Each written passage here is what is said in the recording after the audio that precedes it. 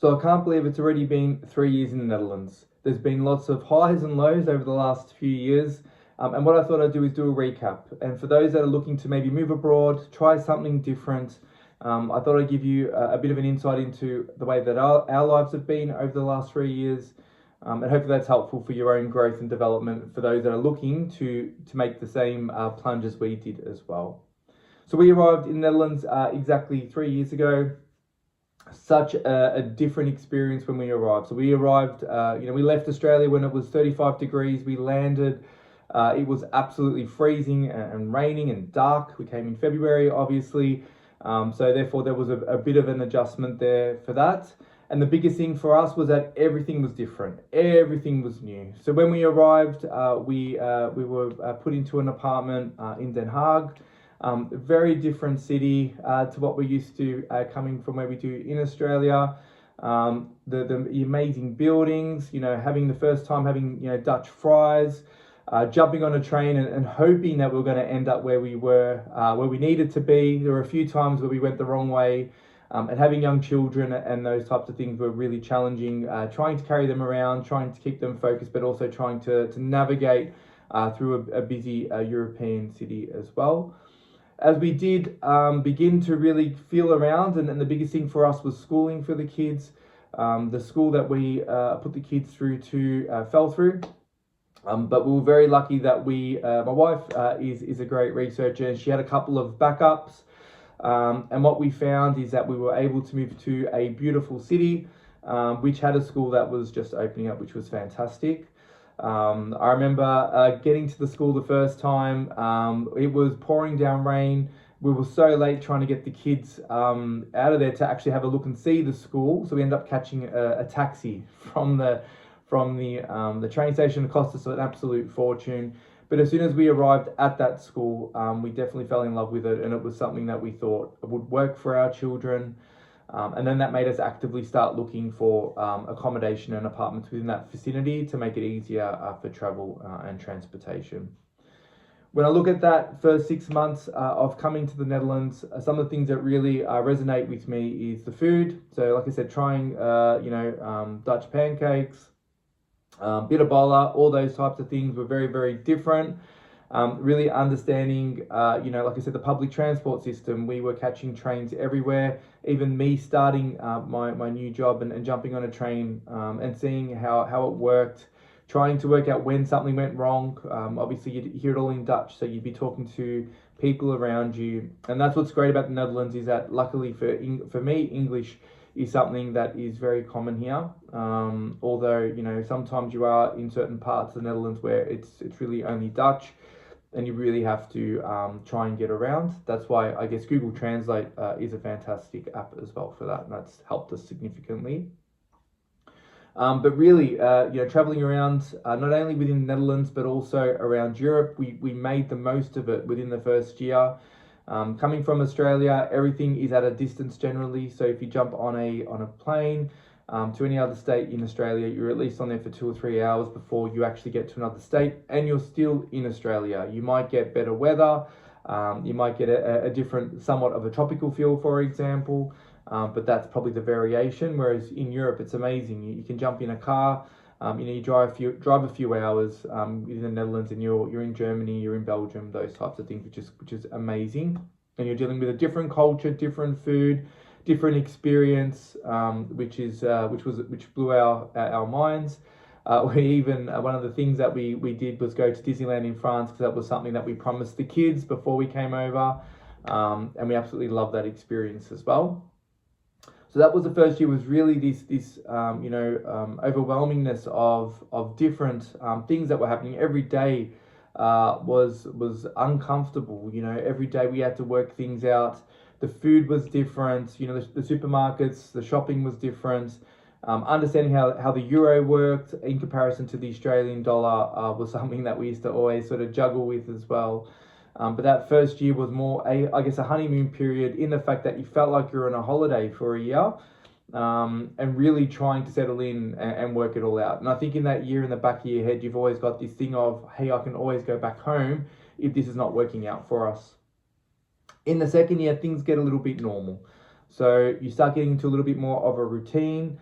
things are a little less different to what you're used to as well. So, you know, you're starting to get used to the produce of the food, the weather, the people, the language, you know, navigating around.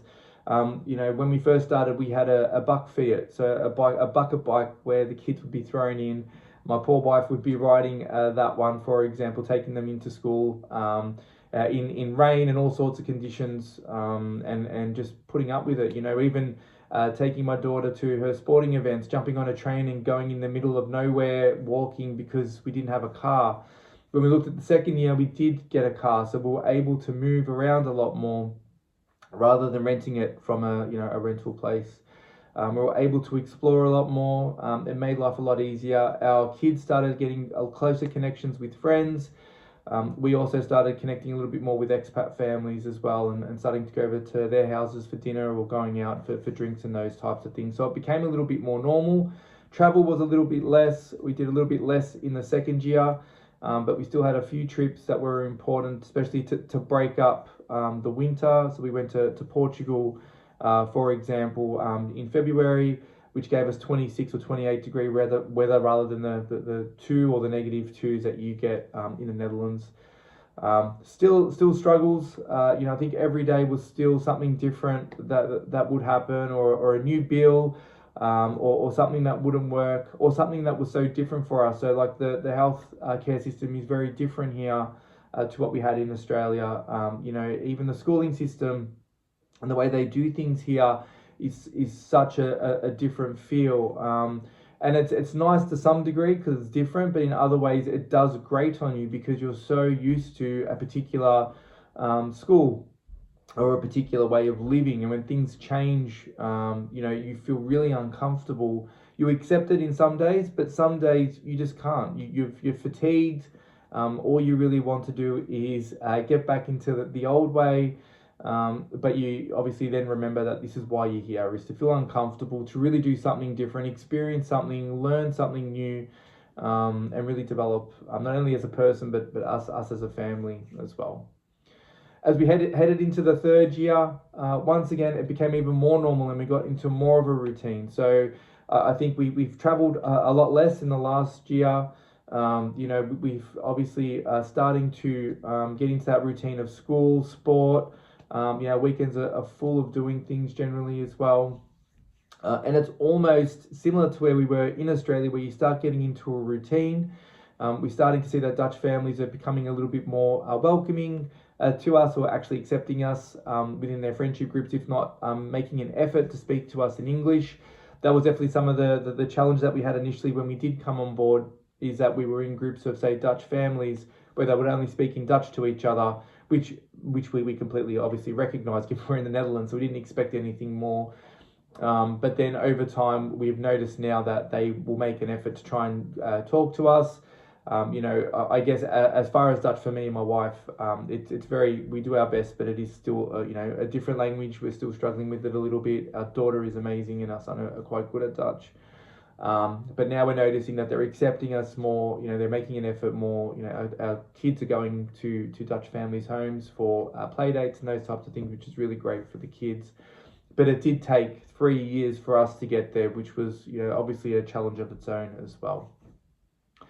You know, I guess that's kind of the key in the 3 years, was really that kind of ongoing cycle of day to day. The honeymoon period has well and truly gone.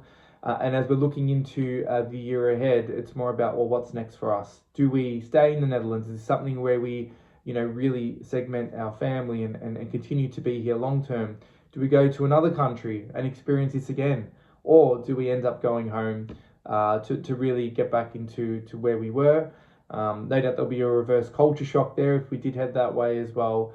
But there's that current discussion and that ongoing discussion of are we here for life?